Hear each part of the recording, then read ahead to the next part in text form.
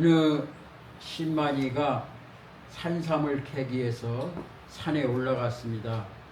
모든 장비를 준비하고 또 로프도 준비하고 그리고 더 깊은 산속으로 들어가게 되었습니다.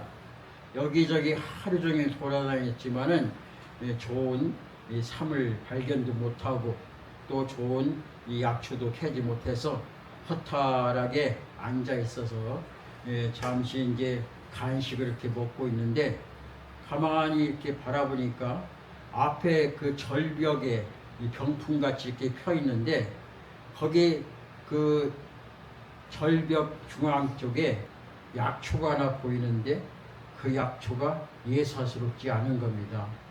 그래서 오늘 또 빈손으로 가지 않고 저렇게 나에게 약초를 보여줬구나 하고서 거기를 타고 올라갔어요. 올라가지고 맨 꼭대기에 올라가서 밧줄을 소나무에다 꽁꽁 묶고 그 밧줄을 갖다 집어 던졌습니다. 그리고 나서 이제 밧줄을 타고 내려가는 거예요. 내려가서 거기에서 봤는데 산삼인 겁니다. 그 산삼을 아주 조심스럽게 혹시 부정이라도 타면 안 되니까 나무로 손으로 살살 흙 한 털 털어가지고 그리고 이끼를 그 옆에 있는 이끼다 싸가지고 안전히 산삼을 캤습니다. 그래가지고 앞에 목에 맨 그 주머니에다가 담았어요. 야, 이 산삼은 돈이 꽤나 나갈 것 같은 그런 산삼입니다. 그래서 밧줄을 잡고 오려고 하는데 너무 오랫동안 있었는지 그 밧줄 끝에 매달렸던 그 부분이 왔다 갔다 이렇게 움직이면서 그 돌에 실려가지고 뚝 끊어지는 거예요. 그래서 이 사람이 아차 싶은 순간 이제 죽는구나 하고서 한참 낭떠러지 떨어지는 거예요. 순간적으로 뭐라도 잡아야 되겠다 잡았는데 소나무를 잡았습니다. 그 암벽에서 난 그 소나무 뿌리 거기를 딱 잡았어요. 이제 살았다. 이제 살았다. 근데 거기에서 어떻게 구조 요청도 할 수 없고 그런 상황입니다. 그래서 거기 계속 매달려가지고 있는 거 소나무 뿌리. 그러니까 점점 이 소나무 뿌리가 그것도 조금씩 끊어지기 시작하는 겁니다. 이제 죽었어요. 최대한 자기 몸무게를 가볍게 하기 위해서 신발을 벗어 던져버렸습니다. 또 여기저기 있던 그런 것도 다 집어 던졌어요. 이제는 집어 던질 게 뭐가 있나? 산삼. 이 산삼을 캐려고 여기까지 왔고 목숨을 걸었는데 산삼이 목숨보다 중요하진 않잖아요. 어떻게 해요? 그 가방 보따리를 갖다 집어 던져. 나중에 저 떨어지면 그거라도 가져갈 생각으로 던졌는데 시간이 지나면서 점점점 그 소나무 뿌리는 조금씩 끊어진 거예요. 이제 얼마 남지 않았어요. 이제 떨어지면은 수십 개 낭떠러지로 떨어져 죽는 겁니다. 그럴 때 사람들이 이야기합니다. 그 소나무 줄을 갖다가 뿌리를 갖다 손을 놓으세요. 그러면 그 이야기를 듣고 그 소나무 뿌리를 놓을 사람이 있을까요? 없어요. 그 줄은 생명줄입니다. 이것을 잡고 어떻게든지 몸무게를 가볍게 하려고 산삼까지 잡았던 그 생명줄이에요. 그 어느 누구도 놓으라고 할 사람도 없고 꼭 잡고 있어라. 누군가가 119에 신고를 해서 소방서에서 헬기를 타고 위에서 밧줄을 띄워주든지 그 줄이 내려올 때까지 무슨 일이 있어도 이걸 잡고 있어야 됩니다. 주위에서 그 줄을 소나무 뿌리를 놓으라고 하면은 아마 미쳤느냐고 그럴 거예요. 나는 무슨 일이 있어도 이걸 꼭 잡아야 됩니다. 잡아야 됩니다.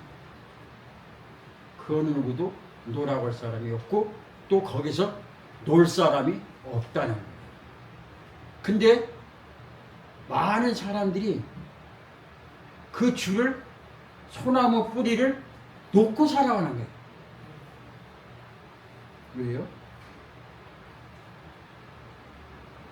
그 소나무 뿌리를 놓으면 죽는 거예요. 근데 그걸 어떤 힘이 있어도 그걸 잡고 있는 그 사람에게 놓는다는 것은 생명을 포기하는 일입니다. 그 어떤 걸 잡아도 소용이 없어요. 그때 마침 누군가가 연락해서 위에서 헬기가 떴어요. 그래서 거기에 밧줄이 내려오기 시작합니다.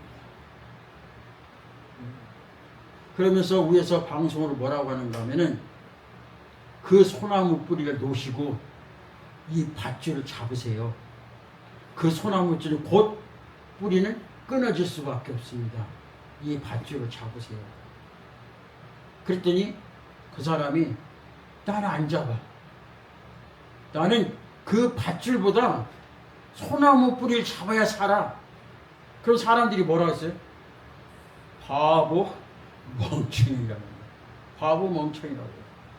근데 사람들이 손가락질하면서 저 사람이 바로 바보 멍청이다. 소나무 뿌리는 언젠가 곧 끊어질 거고 한 손으로 밧줄을 휘어 감아서라도 잡아야 내가 사는 길인데 그거를 밧줄을 잡지 않고 소나무 뿌리 곧 끊어질 그 줄을 잡고 살아가는 사람들이 바로 오늘날 있다는 겁니다. 내 인생에 있어서 돈을 잡으면은 천년만년 살 것 같아서 돈을 잡았습니다. 그러면 그 돈이 영원히 나를 지켜주느냐? 소나무 뿌리처럼 언젠가는 끊어질 것이고 없어질 거란 거예요. 그 돈이 나를 잡지 못하는 거예요. 명예와 권력, 모든 세상에 돌아가는 것들을 아무리 잡아도 그것은 끊어질 수밖에 없다는 거죠. 오늘 예수 그리스도의 밧줄이 내게 왔을 때 그 밧줄을 잡으면은 우리는 살 수 있다는 거예요. 근데 많은 사람들이 예수를 잡으라고 하면은 안 잡아요. 뭘 잡습니까? 예수보다 더 힘이 있다고 생각하는 건강을 잡고 돈을 잡고 명예를 잡고 권력을 잡는다는 거예요. 예수 믿는 사람들이 얘기합니다. 그 소나무 뿌리를 놓으세요. 놓으세요. 그리고 하늘에서 내려오는 이 밧줄을 잡으세요. 그래도 여전히 아니야. 나는 이 뿌리를 잡아야 돼. 그러고 살아가는 사람들이 있다는 거예요. 요즘 젊은 친구들이 잡는 게 뭘 잡고 살아갈까요? 손에서 뗄 수 없는 스마트폰을 가지고 살아갑니다. 어르신들은 뭘 잡고 살아갈까요? 약봉지 들고 살아갑니다. 각자 사람들이 잡는 것이 있어요. 이 사람은 이게 좋다. 저 사람은 저게 좋다. 아니야, AI가 좋아. 아니야, 아날로그가 좋아. 아니야, 이 음식이 좋아. 아니야, 저 건강식품이 좋아. 다리 부러졌을 땐 뭘 먹어야 돼? 삭신 수셨을 때는 뭘 잡아 먹어야 돼? 매일 이야기하니까 사람들은 매일 그 엉뚱한 거를 잡으러 다니는 거예요. 근데 오늘 주님께서 뭐라고 하세요? 오늘 나를 잡으라고 해요. 나를 잡으면은 죽어도 산다는 거예요. 나를 잡으면. 근데 사람들은 눈에 보이지 않는 것보다 보이는 것을 잡으려고 하다 보니까 아무리 예수를 잡으라고 얘기해도 사람들은 뭘 잡느냐? 눈에 보이는 걸 잡다가 그것이 없어지면 힘이 없어가지고 쭉 빠지는 거예요. 돈 잡았다 돈이 없어지면 뭐 살 의욕이 없어요. 건강했던 사람이 갑자기 어디 몸이 아프면 더 살 의욕이 없어요. 내가 세상 모든 믿었던 사람이든지 혈연이든지 학연이든지 돈이든지 그 모든 것을 잡고 그 잡았던 것이 나를 평생 살려준다면 그걸 잡아야죠. 죽어서까지도 그게 나를 살려준다면 잡아야 되죠. 근데 사람들은 그 영원한 것보다 눈에 보이는 것, 잠시 있다가 잠시 사라지는 거기에 목숨 걸고 잡다가 오늘 또 소나무 뿌리가 부러지면서 으악 하고 죽는다는 거예요. 그렇다면 오늘 예수 믿는 사람들이 뭘 잡고 살아야 하는가 오늘 본문에서 이야기하고 있습니다. 보겠습니다. 7절 봅니다.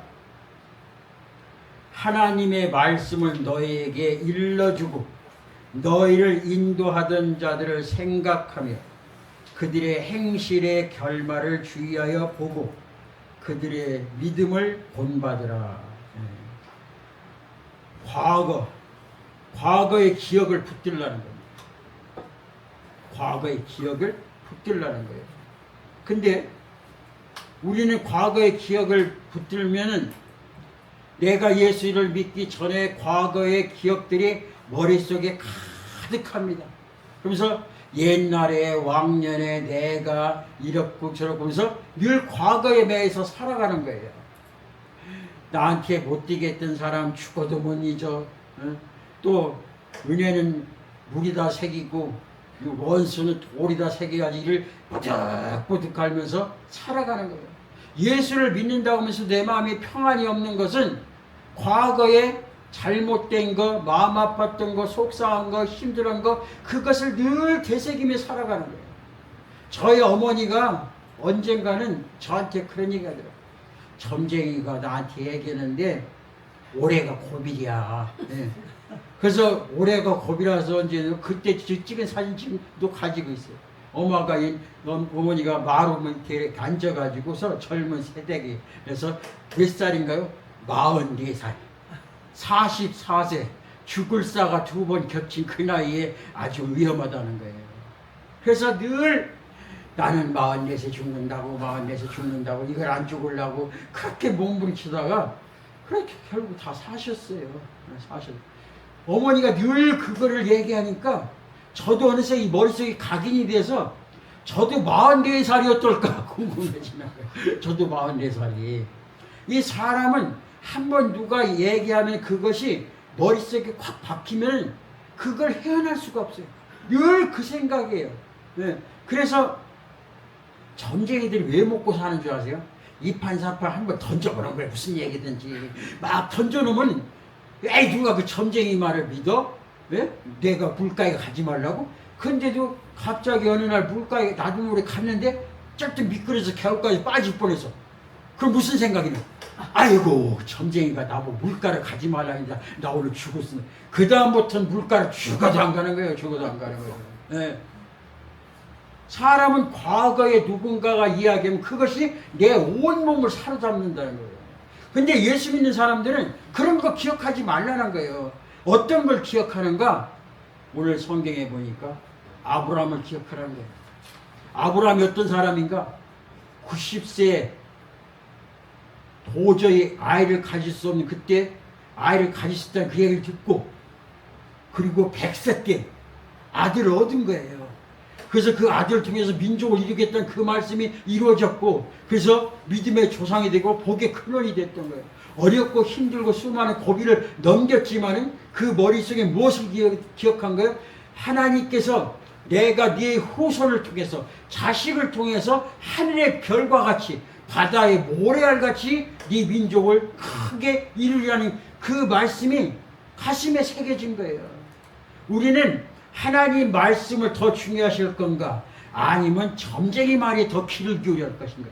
점쟁이는 돈 벌려고 맨 이거 해라 저거 해라 하는 얘기합니다. 근데 하나님께서 뭐라고요? 두려워하지 마라. 놀라지 말라. 참으로 내가 너의 의로운 손을 꽉 붙들이라. 내가 붙든 손은 너는 그 어느 누구도 내 손에서 빼나갈 자 없느라. 이 세상 끝나는 날까지 내가 너와 함께함이라. 너가 잠자는 순간에도 내 너를 떠나지 않고 내 나를 버리지 않겠다. 아이 하나님이 내 생사를 주관하시는 그 하나님께서 매일 말씀하시는데 그거는 기억하지 못하고 맨 점쟁이 얘기만 기억하니까 사람이 맨날 노예가 돼가지고 그렇게 살아간다는 거예요. 이제는 저와 여러분들은 어떤 것만 기억하면 믿음의 사람들이 보고 생각했던 그리고 말씀으로 순종했던 그런 삶을 살아가는 거예요. 여러분 모세는 영적인 지도자입니다. 하나님께서 아브라함을 통해서 200만 명의 조상을 만들어 놓은 그 사람들을 모세가 애굽에서 탈출을 시키고 하나님 시내산에 가서 이스라엘 백성을 세우는 지도자입니다. 네. 그도 어려움이 많고 힘듦이 많았고 죽을 고비도 여러 번 넘겼어요. 그럼에도 불구하고 끝까지 누구를? 하나님을 바라보면서 자기가 힘있고 건강하고 권력 있을 때는 하나님의 말씀이 귀에 들리지 않더니 이제 80세가 되어서 노예되고 입이 뻣뻣하고 혀가 둔해서 말도 잘 못하는 그 나이가 돼서 이제 한 걸음 한 걸음 걷는데 지팡이만 겨우 의지하는 그 어르신이 노인이 하나님의 말씀을 붙잡고서 그 지팡이가 능력의 지팡이가 되니까 80세에 이스라엘 백성들 200만 명을 구원하는 지도자, 리더가 됐다는 거예요. 우리는 옛날에 뭘 생각해요? 아브라함이 했었던 일, 모세가 했던 일, 에레미야는 이스라엘 민족을 간구해서 눈물로 하나님 앞에 호소했어요. 그래서 이스라엘 민족을 구원했습니다. 그런 선진들의 그 눈물겨운 이야기, 하나님 앞에 어떤 관계를 가졌는 그런 이야기를 우리는 기억하고 그들이 어떻게 했는가를 본받으라는 거예요. 저와 여러분들 예수 믿고 나서 세상에 기억되는 일은 다 치워버리세요. 그건 나에게 이로울 것이 아무것도 없어요. 오직 누구? 하나님의 말씀, 하나님의 말씀을 따라 순종했던 그 선진들의 그 사람들을 기억하는 거예요. 그 사람들이 저와 여러분의 응원군이 되는 거예요. 허다한 그 관중들이 증언이 되고 옛날 선진들을 이렇게 살아왔다.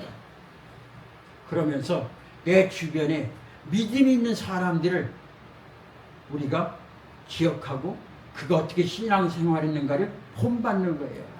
성경에 그 인물도 본받지만은 그러나 우리 주변에 먼저 신앙생활 잘했던 성도님, 집사님, 권사님, 목사님들이 그의 삶의 발자취를 쭉 지켜보면서 야 어떻게 신앙생활을 저렇게 할 수가 있지? 어떻게 하나님을 의지하고 저렇게 살아갈 수가 있지? 그런 사람들을 본받으라는 거예요. 제가 이 신학교 갔을 때 이 같은 동기였지만은 같은 학교를 다녔지만 나이는 저보다 12살이 많은 그런 그 집사님이 있었어요. 그 신학교 되니까 신학생이죠. 이제 제가 그분을 보면서 가정생활을 어떻게 믿음으로 이끌어 나가는지를 그분을 보고서 배운 거예요. 예. 그리고 저의 멘토가 되고 그래서 항상 제 삶의 가정에 대해서 어렵고 힘들 때 그 목사님한테 물어보는 거예요. 목사님. 그러면서 이렇게 얘기해 주면 그러면서 가정을 보는 거죠. 또 제가 신학교 다니면서 한 교수님이 있는데 그 교수님이 신앙생활을 하는데 정말 진리가 너희를 자유케 하리니 말씀 안에서 믿음 안에서 신앙생활이 너무너무 평안을 갖다 주는 거예요. 그래서 제가 그분을 본받으면서 신앙생활은 이렇게 하는 거구나 그런 것을 배운 거예요. 그러니까 저와 여러분들이 주변에서 맨 이상한 쓸데없는 얘기나 있었고 쓸데없는 걱정거리나 주는 사람, 저 사람이 나에게 걱정거리를 주는지 염려를 주는지 근심을 주는지 아니면 나를 사람들이 모여서 그 사람 없을 때 뒤통수를 하고 막 그 사람에 대해서 뭐라고 욕하고 그런 사람이 있으면 여기 물이 별로 안 좋구나. 그리고 얼른 그 자리를 떠나는 거예요. 떠나서 서로 격려하고 사랑하고 이해해주고 도와주는 서로에서 기도해주는 그런 모임에 모여서 신앙생활을 서로가 돈독히 해나가는 겁니다.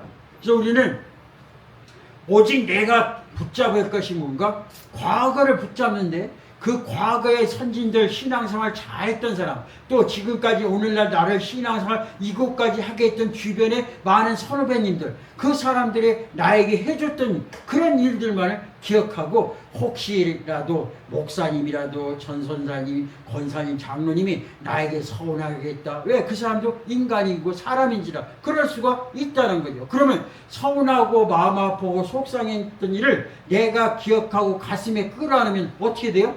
내 마음이, 내 영혼이 힘들고 지치고 어려운 거예요. 내가 누구를 미워하고 내가 누구를 원망하면은 내가 그런 조건을 갖춰야 마음의 조건을 갖춰야만 그 사람을 미워할 수가 있거든요. 그러려면 내가 그 사람을 미워하려면 어떻게 해요? 나도 미운 마음이 들어야 되는 거죠. 그럼 결국 뭐예요? 내 영혼이 병들어간다는 거예요.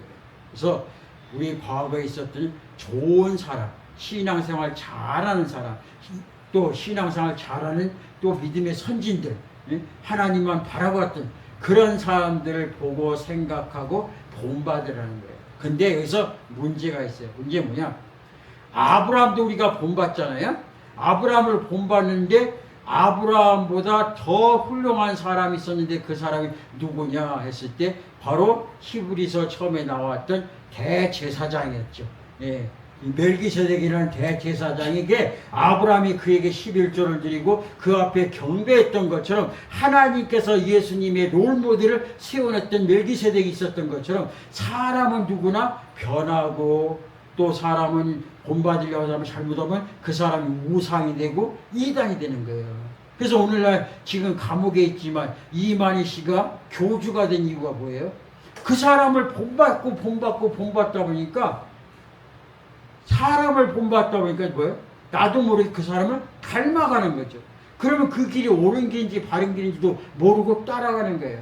옛날에 승보음교회 가면은 그 신학생들 이렇게 가끔 만나잖아요. 그 만나면은 그 사람들 기도 소리가 목소리가 다 똑같아. 누구 닮았느냐 하면 그 당시 유명한 사람이 조용기 목사님은 할렐루야 안녕하십니까 뭐 이렇게 해버려서 사람 거기 부목사님도 천사도 하면 다 이렇게 하고서 다 그러고 다녀요. 왜? 그 사람을 본받으려고. 그래서 본받으면 좋죠. 그러나 사람은 본받을 대상이 아니라는 거예요. 사도 바울도 내가 다른 걸 다 나를 본받지 마라. 한 가지 본받겠는데 내가 예수에 미친 것 그거 하나만 너희들이 본받기를 원한다. 사도 바울이 그렇게 했어요. 그래서 과거를 기억하되 신앙생활 아브라함, 모세, 이삭들, 예레미야 또 바울 이런 많은 선지자들을 본받되 더 중요한 것은 누구냐? 그 사람들이 누구를 보고 신앙생활했느냐 그게 더 중요하다는 거예요. 그 위에 아브라함도 이삭도 야곱도 예레미야도 사도 바울도 베드로도 그 모든 사람들이 추구했던 것은 누구예요? 인간이 아니라 하나님이고 예수님이라는 거예요. 그래서 우리가 과거를 기억하고 붙잡되 누구를 붙잡을까? 그들이 본받았던 예수 그리스도를 우리가 본받는 거예요. 그래서 온전히 이 땅에서 가장 흔들리는 이 세상 가운데 우리 나를 갖다가 본받게 할 자 바로 예수 그리스도 그분 한 분밖에 없다는 겁니다. 그렇다면은 그 예수님이 누군가 예수님이 누군가 어떤 분인가 했을 때 이 8절 봅니다. 우리는 동일하신 어제나 오늘이나 영원토록 동일하신 그 예수님만을 붙잡으라는 거예요.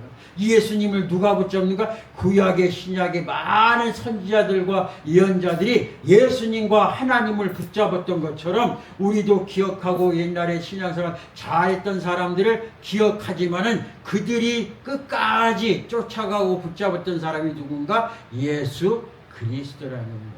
그래서 예수 그리스도는 어떤 분인가? 8절 봅니다. 예수 그리스도는 어제나 오늘이나 영원토록 동일하시니라. 예수님 어떻다고요?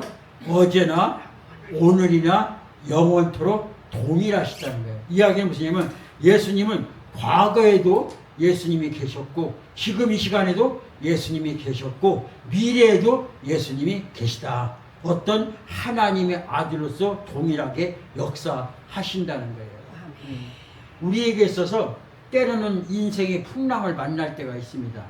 그러면은 옛날에는 배가 항해를 하다가 풍랑을 만나고 배가 끼우뚱 흔들리면은 사람들은 뭘 보냐면 밤에 북극성을 보았어요. 왜? 북쪽에 있는 북극성을 바라보면서 동서남북을 알 수 있는 거죠. 좀 더 나가서 배를 항해다가 길을 잃으면은 나침판을 보았습니다. 요즘에는 배마다 다 GPS가 있죠. 내비게이션 같이 GPS가 있어가지고 배가 힘들고 어려울 때 항해하게 되는 그 GPS를 따라서 가게 됩니다. 그러나 더 중요한 건 뭐냐? 우리가 나침판을 보고 북극성을 보고 내비게이션을 보고 GPS를 보고 추적해서 따라가지만은 분명한 것은 가장 중요한 것은 기본이라는 거예요. 유능한 항해사들은 나침판을 보고 북극성을 보고 GPS를 보고 내비게이션을 보지만은 그러나 진짜 어려움과 힘든 가운데서는 그것을 보는 것이 아니라 이 배가 중심이 흔들리지 않는 그 가장 기본이 되는 것을 찾아간다. 지금 이 배가 어디에 있지? 그리고 이 배가 어디를 향해 가고 있고 이 배가 지금 무엇을 해야 되는가? 가장 기본적인 것. 그래서 우리는 하나님 앞에 신앙생활 하면서 때로는 지난주 말씀했던 것처럼 하나님이 우리에게 사랑을 부어주셨어요. 근데 그 목마른 사슴이 시냇을 찾아 갈급하는 것처럼 우리가 그 사랑을 받아서 내 안에 사랑이 충만했을 때 그 사랑을 다른 사람들에게 나눠줘야 되는데 내가 그 사랑을 충만히 받지 못하고 주님의 사랑을 마음껏 받지 못하고 조금 받은 상태에서 한마디로 해서 내가 내 갈피를 잡지 못하는 그런 상태에서 내 우물에 물을 가득 채우지 못하고 남이 배고픈 사람 우물 퍼주다 보면은 어떤 일이 벌어지는가?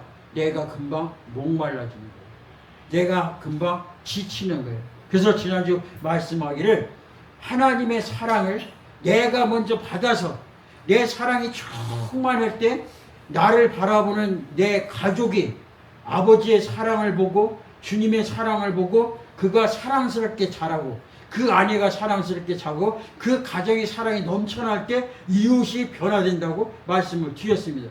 그래서 가장 중요한 것은 내가 먼저 사랑을 받는 거예요.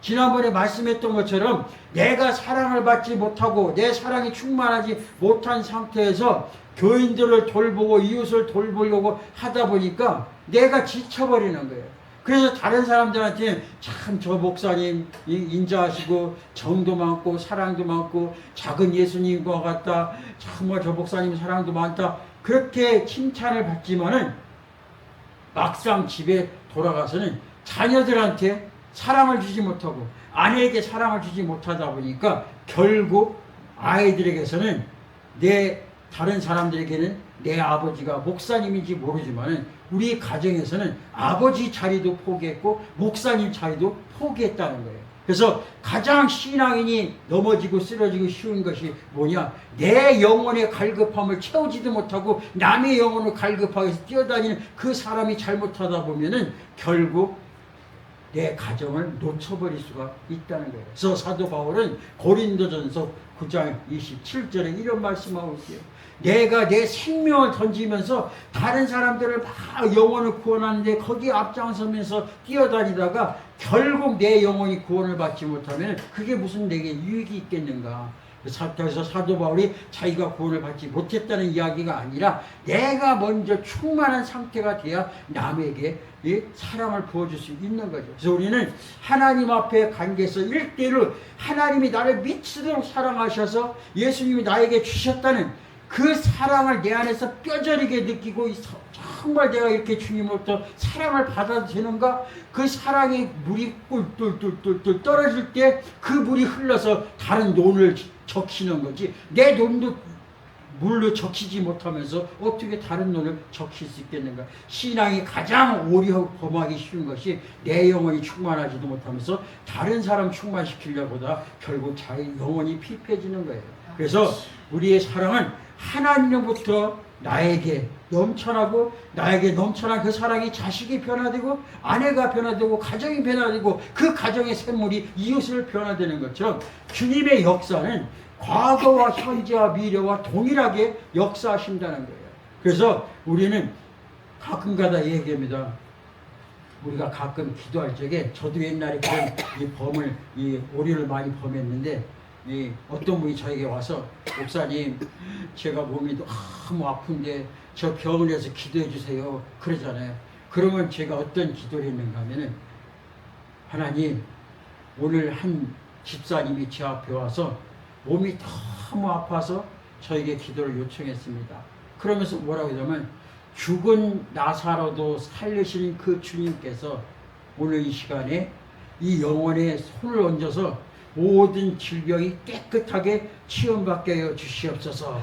그렇게 기도하고 그것도 부족해서 목을 터지라 막 더 소리를 지르면서 아버지 아버지 이 영혼 불쌍하니까 죽은 나사라도 살리시는 그 주님께서 이 시간에 살려주시옵소서. 살려서 막 기운 빼고 너도 빼고 나도 빼고 기운 빼고 막 이러면서 하는 거예요. 근데 안 나서. 왜 안 났을까요? 우리 그 속에 의심이 들어갔어요. 어떤 의심이냐? 하나님은, 예수님은 과거의 죽은 자도 살리시고 또 미래에 부활하셔서 이 죽은 영혼도 죽고도 사는 영혼으로 만든다는 거예요. 우리는 그렇게 믿어요.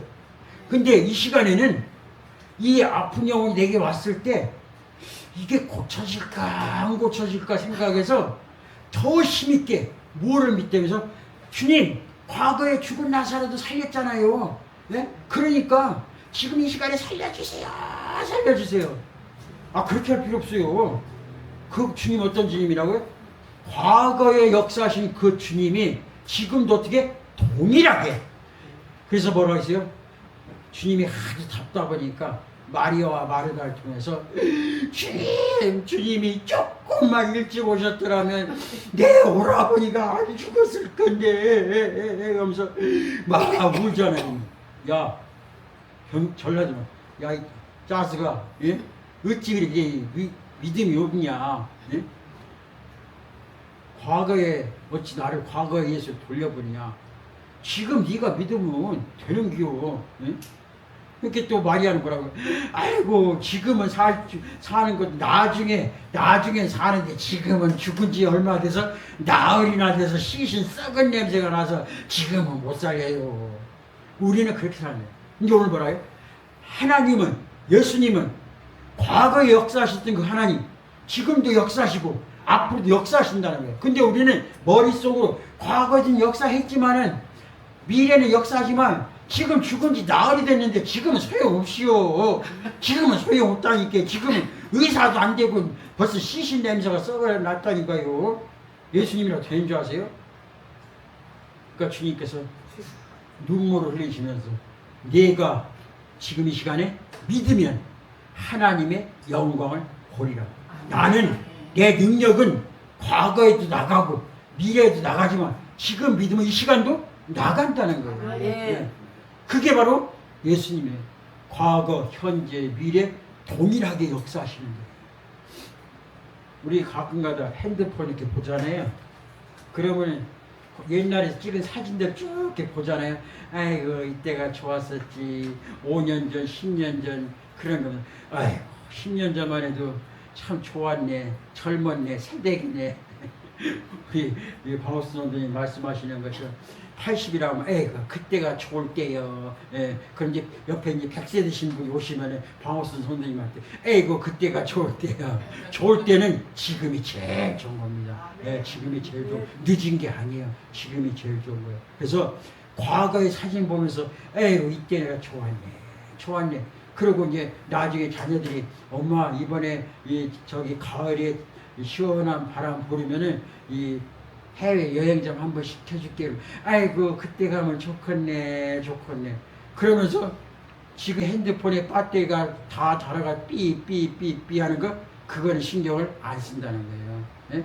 과거의 사진을 보고 미래 여행 가는 걸 좋아하면서 지금 당장 배터리가 삐하면 어떻게 빨리 충전을 시켜야죠. 그죠? 사람들은 하나님을 믿고 예수님의 능력의 예수님이라고 믿으면서 예수님은 과거에는 했어도 미래는 할지 모르지만 지금은 안 된다. 아니에요. 오늘 분명히 말씀하십니다. 예수님께서는 어제나 오늘이나 영원토록 동일하시게 지금 역사하신다. 그래서 우리의 신앙은 과거도 중요하지만 지금 동일하신 과거 역사하신 그 주님 여기 계시고 미래 부활하신 우리에 찾아오신 그 예수님도 지금 여기 계신 그 예수님을 내 안에 받아들이라는 거예요. 이게 바로 신앙이고 믿음이고 우리가 붙잡아야 할 것은 과거의 예수님, 미래 예수님 붙잡는 게 아니라 과거, 현재, 미래 동일하게 역사하시는 그 주님을 꼭 붙잡으라는 거예요. 하나 더 봅니다. 마지막으로 9절 봅니다. 여러 가지 다른 교훈에 끌리지 말라. 마음은 은혜로서 굳게함이 아름답고 음식으로서 할 것이 아니니 음식으로 말미암아 행한 자는 유익을 얻지 못하느니라. 이게 무슨 뜻인가 하면은 지금까지 우리가 지금 어디에 있다고 했어요? 하나님 나라 도성에 있다고 했어요. 천국에서 우리가 살고 있어요. 죽어서만 가는 나라가 아니라 하나님이 이 땅에 예수님을 통해서 오셔서 그 예수님을 모시는 자, 거기가 도성이고 하나님 나라고 천국이고, 저와 여러분들은 그 하나님 나라는 어떤 곳이라고 했어요? 아픔도 슬픔도 고통도 이별도 눈물도 없는 나라가 그 하나님 나라라고 했어요. 그래서 우리는 그 하나님 나라를 여기서 이미 체험하고 있다고 그랬어요. 그러면 우리가 마음속에 걱정이 있다면 우리는 지금 어디에 있는 거예요? 하나님 나라에 있는 것이 아니라 하나님 나라 밖에 있는 거죠. 그죠? 분명히 요한계시록에 보면 하나님 나라는 아픔도 염려도 근심도 걱정도 아무것도 우리를 힘들게는 그것이 없는 나라가 하나님 나라고, 그 나라가 지금 우리가 저와 여러분이 살고 있어요. 그러면 우리가 염려와 근심이 있다는 것은 하나님 나라를 인정하지 못하고 밖에서 살고 있고 신의 산에서 살고 있다는 이야기입니다. 그러면 이 하나님 나라에서 우리가 정말 행복하고 기쁘면서 정말 천국에서 누리는 것처럼 그렇게 누리려면은 뭘 해야 된다고 했어요? 하나님의 사랑을 내가 마음껏 받으면은 그 사랑이 흘러 넘쳐서 맨날 신바람 난다는 거예요. 걱정 근심이 없다는 거예요. 쌀떡에 쌀이 떨어져도 걱정 없고, 이 밀가루가 없어도 걱정이 없고, 통장에 마이너스 돼도 걱정 없어요. 왜? 그 모든 걸 해결해 준 누가 있어요? 하나님과 지금 함께하고 있다는 거예요. 저는 가끔가다 지금까지 살아오면서 모든 경제력을 제가 다 담당을 합니다. 마이너스가 되든 플러스가 되든 제가 다 담당해요. 제 안에는 일체 손 안 댑니다. 왜? 손대면은 이 마이너스를 어떻게 감당을 못해요. 그래서 제 안에는 제가 통장에 돈이 있는지 없는지 아무것도 몰라요. 그냥 저만 보고 살아요. 왜? 지금까지 살아왔으니까. 그래서 별다른 걱정이 없습니다. 아무 걱정 없어요. 교회 세날 날짜가 돼도 걱정 안 합니다. 지금까지 해왔던 것처럼 어련히 알아서 하겠지. 그게 믿음입니다. 우리도 마찬가지. 하나님 안에 있으니까 아무 걱정할 필요 없어요. 우린 누구 믿어요? 하나님만 믿는 겁니다. 근데 가끔가다 우리가 어디서 살아요? 하나님 나라에서 산다고 하긴 하지만 가끔가다 밖에 있는 것들이 경제의 풍파가, 질병의 풍파가, 또 관계의 풍파가 우리를 흔들어 놓을 때가 있어요. 이렇게 흔들으면 하나님 나라 안에서 흔들리지 않고 주님만 바라본다고 하면서도 우리가 완전히 죽어서 천국 간 것이 아니라 여기 있다 보니까 우리도 가끔 흔들리게 되는 거예요. 그래서 우리가 그 사랑을 가지고 매일매일 우리는 주님의 사랑을 느끼면서 살아가는 겁니다. 그랬을 때 그 말씀을 보면서 제가 드린 말씀을 이해하기 위해서 9절에 보면 여러 가지 다른 교훈에 끌리지 말라. 그 얘기 뭐냐? 하나님 나라 안에 있으면서 흔들리지 않고 주님 사랑합니다 하면서 평강을 찾고 기쁨을 살아가는데 주위에서 가끔가다 뭐라고? 아이고 그래도 교회 새 날짜가 오면 걱정이 되잖아. 이런 생각이. 또 그 당장 통장에 돈이 없는데 어떡하지? 또 주위에서 아니야 그 몸이 아플 때는 이 약을 먹어야 돼. 아니야 저럴 때는 이 건강식품을 먹어야 돼. 아니야 하나님이 다 보고 계신데 나는 하나님을 믿고 하나님을 바라보고 있는데, 그래서 하나님을 쳐다보면 평강이 왔다가 주위에서 막 흔들어보면 그런가 저런가 어떡하지 이러지 저러지 그러다 보면 걱정거리가 생기는 거예요. 그래서 우리는 이 땅에 살면서 평강이 우리를 왔다, 또 옆에서 흔들어대면 불안했다, 이렇게 했다 차렸다 앞했다 했다 이렇게 해서 사는 거예요. 그래서 그러니까 사도 바울은 뭐라고 합니까? 오호라 나는 곤고한 자로다. 이 사망의 늪에서 나를 건져낼 자가 누가 있겠는가? 옆이 쳐다보면 금방 죽을 것 같고, 여기 쳐다보면 아이고 이제 더 이상 못 살 것 같고, 위에 쳐다보면 그래도 좀 살 것 같고, 그래서 누구만 바라보라고? 주님만 바라보라는 거예요. 주님만 바라보. 그래서 내 안에 말씀을 계속 들어가면 주님만 바라볼 수 있는 힘이 생기고, 내 안에 자꾸 세상에 먹을 거 마실 거 입을 거 그거 갖다 집어넣으면 어떻게 돼요? 염려 근심 걱정만 생기는 거예요. 그래서 우리는 하나님 나라 갈 때까지 그 염려 근심 걱정으로 흔들리며 살아가는 거예요. 근데 오늘 말씀에서 뭐냐면 그런 교훈에 넘어가지 말라는 거예요. 그런 교훈에 유혹되지 말라는 거예요. 세상 어떤 것이 있더라도 세상 그런 점쟁이 이야기라든지 세상 이상한 이야기 거기에 유혹되면 나도 모르게 흔들려요. 근데 하나님을 바라보면 우리는 안 흔들리는 거예요. 그럼 누굴 바라보면 주님만 바라보는 거죠. 그러면서 구절에 마음은 은혜로서 굳게 함이 아름답고 음식으로서 할 것이 아니 음식으로 말미암아 행하는 자는 유익을 얻지 못하느니라. 음식이라게 뭐냐면 이스라엘 백성들이 이 시내산에 와가지고 하나님의 백성이 되다 보니까 너희는 그동안에 부정한 음식을 먹지 말라고 했어요. 돼지고기 먹지 마라. 발굽이 갈라져 있는데 개새김질 하는 거 그런 거는 먹어. 근데 제새김질 하지 않는 건 이 얘기는 돼지고기는 먹지 마. 그거는 부정한 음식이야. 소고기는 먹어도 돼. 그래서 이스라엘 사람들 지금도 소고기 피 빼고 먹습니다. 우리나라 한국에 오면 돼지고기 안 먹어요.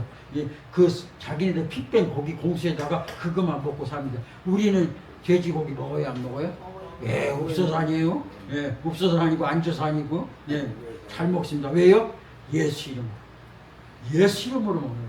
옛날에는 구약 때 시내산에 있을 때 이거 먹어도 되고 저거 먹으면 안 되고 이거 먹어라 저거 먹어라 이거 먹어라 저거 먹어라 안 된다 된다 안 된다 안 된다 이렇게 살아왔어요. 그래서 음식이 나를 아버지 품으로 인도하는 게 아니고 오히려 음식이 나를 더 유익을 갖지 못하게 한다는 거예요. 그래서 우리는 세상의 구약에 있었던 그 시내산에 있던 그런 세상 이야기에 기울여서 이전에 흔들리지 말라는 거예요. 오직 우리는 시내산에서 어디로 옮겼어요? 시온상, 도상으로 왔으니까 누구의 말씀을 들어요? 하나님 말씀만 듣는 거예요. 그래서 우리는 세상의 교훈에 얽매이지 말고 음식에 따라 이러쿵저러쿵 흔들리지 말고 오직 기초를 반드시 세우라는 거예요. 그 기초가 뭐예요? 하나님 나라 왔으니까 그 기초가 돼요? 하나님 중심이 돼야 되죠. 아, 나는 하나님의 아들딸이다. 결코 하나님 나를 버리지 않는다. 하나님 나를 세상 끝날 때까지 버리지 않고 나를 아버지 품으로 인도한다. 이게 바로 기초예요. 그 기초를 뿌리를 박는 거죠. 기초가 깊고 뿌리 박힌 나무는 결코 흔들리지 않습니다. 그래서 이 소나무들은 태풍이 오고 비바람이 치고 그러면은 흔들려가 좀 뽑혀요. 그럼 소나무 무슨 생각을 하냐면 아 지난번에 태풍이 왔을 때 내 몸이 좀 뽑혔네? 그럼 나 죽지. 그래서 한 해를 보내면서 그 뿌리를 그 바위를 뚫고 그래서 더 깊이 박아요. 한 번 태풍이 오면 소나무는 그것을 위해서 흔들리긴 하지만 거기서 완전히 뿌리가 뽑히는 것이 아니라 다음 또 태풍이 올 것을 알고 더 뿌리를 박습니다. 그래서 우리는 이 땅에서 목숨 생명 가지고 살아있는 동안 세상의 교훈과 세상의 음식이 나를 흔들어 놓더라도 그 예수 오직 하나님이 나를 사랑하셔서 예수의 피값으로 나를 살려주셨고 그 생각으로 뿌리를 깊이 박으면 결코 흔들리지 않고 뽑히지 않는다는 거예요. 그러면서 오늘 뭐라 그런가? 음식이 할 것이 아니고 교훈에 끌리지 않고 오직 기초로 하는데 은혜로서 굳게 함이 아름답게 한다는 거예요. 뭐가요? 은혜. 하나님 우리에게 주신 은혜. 은혜를 생각할 때 우리는 뿌리를 깊이 박을 수가 있다. 그래서 제가 뭐라고 말씀드렸어요? 과거의 기억을 붙잡으라. 과거의 기억 중에서 뭐를 붙잡아요? 선진들이 신앙생활을 어떻게 했는가? 그리고 그들이 최종적으로 부르셨던 대상인가? 하나님, 예수님이라는 것을 붙잡고 또 어떤 것을 붙잡아야 돼요? 어떤 거죠? 두 번째. 쉬운 문제 나누는데. 그래서 어제나 오늘이나 영원토록 동일하신 예수님. 그래서 현재 이 시간에 예수님이 능력의 예수님이 나에게 있다는 것. 그걸 꼭 붙잡으라는 거예요. 네. 세 번에 뭐예요? 은혜를 붙잡으라. 네. 그 은혜가 뭐예요? 은혜라는 것은 내가 할 수 없는 것, 가질 수 없는 것을 아무 대가 없이 주시는 게 뭐라고요? 은혜라는 거예요. 내 힘으로는 도저히 할 수 없어요. 내 형편이 어렵고 내가 힘들고 몸이 아파서 도저히 할 수 없는데 그냥 은혜로 값없이 나에게 주시는 거예요. 그게 바로 은혜라는 거예요. 우리는 다 은혜 입은 자예요. 은혜 입었기 때문에 여기에 앉아 있는 거예요. 누구의 은혜요? 예수님이 나 대신 십자가에 죽으셨잖아요. 나를 여기 앉게 하려고, 나를 살리려고, 나를 천국 보내려고 예수님이 나 대신 죽었어요. 그래서 우리는 예수님이 내 대신 피 흘리신 그 은혜를 받았다는 거예요. 그 은혜를 꼭 붙잡고 살아가는 거예요. 엊그저께 그 요양병원에 계신 한 권사님이 계셔요. 인천에 사시는데 전에 제가 한번 말씀을 드렸잖아요. 투석을 하는데 소망은 이식이라고. 예, 근데 몸이 점점 좀 악해지고 또 선망 증세도 있고 치매기도 있고 뇌졸중이 와가지고 수족을 잘 못 쓰고 그런데도 오직 이식만 받으면 살겠다고 이식만 받으면 된다고 그렇게 저한테 맨날 전화하고 기도해달라고 오신 그 권사님이 계신데 엊그저께 또 전화 왔어요. 그래서 예 권사님 그랬더니 목사님 뭐 하나 물어보려고요. 그래서 예 말씀하세요. 목사님 이식하는데 돈 얼마나 들어요? 그래요. 아니 권사님 이식하려고 누구 기증자 나타났어요? 근데 아니요. 그러면요. 근데 이식하면 돈이 얼마나 들면 준비하려고요? 그러면서 아 돈이 꽤 많이 들긴 하는데 저는 28년 전에 이식을 받아서 지금하고 비용이 많이 차이가 나겠죠. 지금은 더 비싸겠죠. 근데 28년 전에 저 이식 받았을 때 저는 그냥 공짜로 했어요. 예, 제가 신학교 갔을 때 후배가 콩파서 기증했고 그 신학생들이 돈을 다 모으고 대전 선교회 목사님들이 돈을 모으고 그 학교 교직원들이 또 학교 교수들이 또 전국의 많은 사람들이 돈을 보내주셔서 그 돈 가지고 이식을 했어요. 아 그러셨구나. 예 알았어요. 끊었어요. 순간적으로 제가 그분하고 대화를 하면서 무슨 생각을 가졌는가 하면 내가 이식한 지가 벌써 28년이 되었구나. 이식한 동안 한 번도 중환자실에 가본 적이 없고 응급실에 가본 적이 없고 혈액 투석을 13년 하다가 신학생한테 콩팥을 기증받아가지고 28년이 돼서 지금 41년째 이러고 살고 있습니다. 참 오래도 살았죠. 예. 근데 그 권사님하고 대화를 나누면서 내가 벌써 이식한 지가 28년이 되었네 하면서 13년 동안 투석할 때 소변을 한 번도 본 적이 없었는데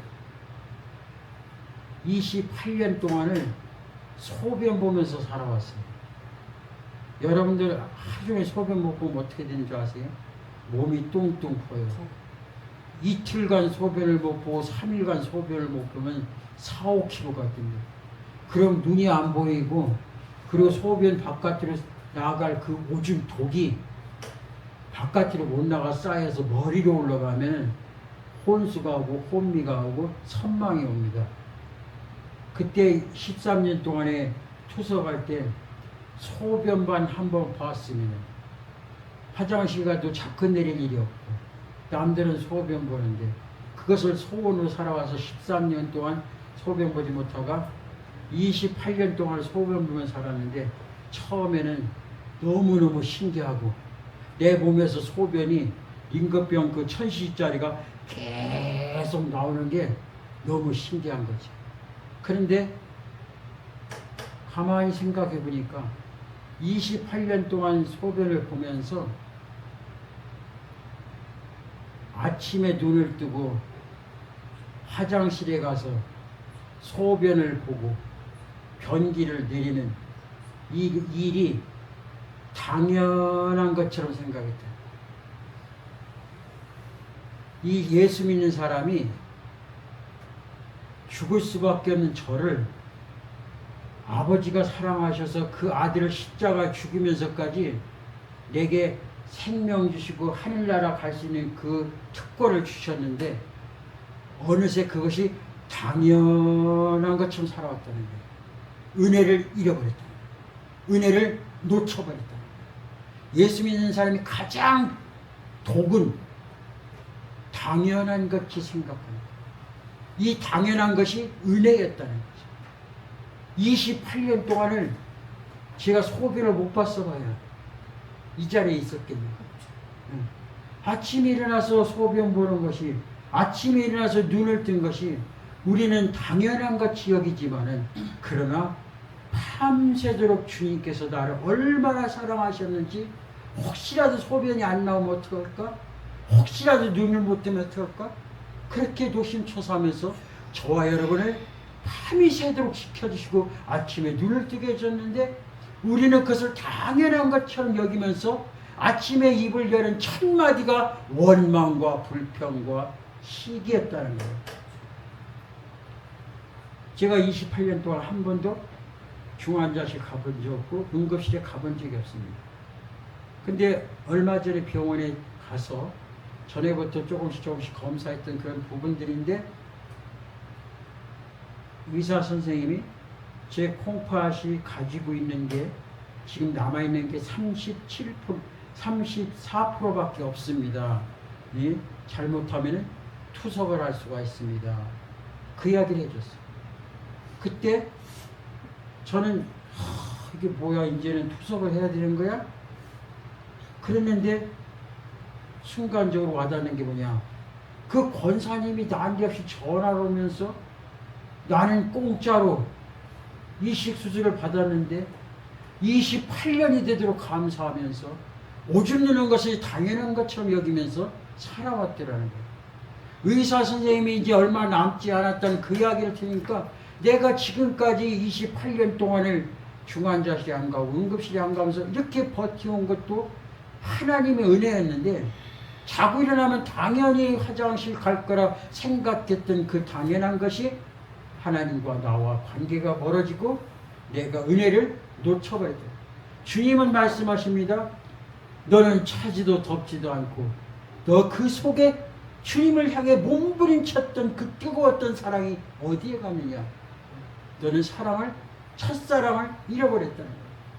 28년 전에 상대방의 콩팥이 내 몸에 붙이고 13년 동안 그렇게 원했던 그 소변 가는 화장실에 가는 것이 소변을 콸콸콸콸 나올 정도로 그렇게 기뻐서 하나님을 보면서 감사합니다, 고맙습니다, 고맙습니다, 그렇게 몸부림치며 하나님을 사랑했던 그 마음이 어딜 간데없이 사라지고 당연한 것처럼 오늘 또 그렇게 살아오면서 그 권사님이 저에게 물어봤을 때야, 그 권사님은 수술비가 얼마 들까 걱정했는데, 그 당시 저는 경제적 어려움을 인해서 신학교 가는데 등록금은 고사하고 차비가 없어서 힘들었고,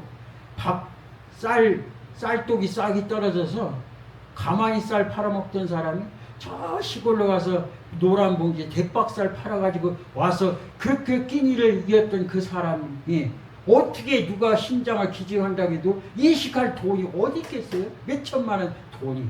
하나님께서는 콩팥을 기증할 자를 준비해놓고, 그것도 기증할 자를 40일 동안 금식을 시켜가지고 그 콩팥을 갖다가 제게다 붙여놓고, 그리고 학생들이 모두가 일사천리로 돈이 여기저기서 막 모아지면서, 그래서 그 돈을 수술했고, 그리고 저 수술을 보호할 때만 쓸 수 있는 돈까지도, 여유분까지도 그렇게 모아졌어요.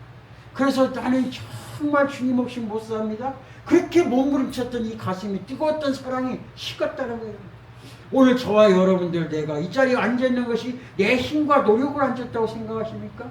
하나님께서는 밤새도록 여러분 배 아프지 않고 탈이 나지 않고 최상의 컨디션을 조절해서 하나님께서 강권적으로 이곳에 앉아주셨어요. 그러면은 여기서 앉자마자 하나님 감사합니다, 감사합니다. 오늘 또 눈을 뜨고 화장실 갈 수 있어서 감사합니다. 오늘 또 내 발로 걸어와서 주님 앞에 눈물을 흘리며 하나님을 찬양하셔서 감사합니다. 이 은혜를 잃어버렸다면 우리는 예수 믿는 자 같으나 이미 죽은 자인 거예요.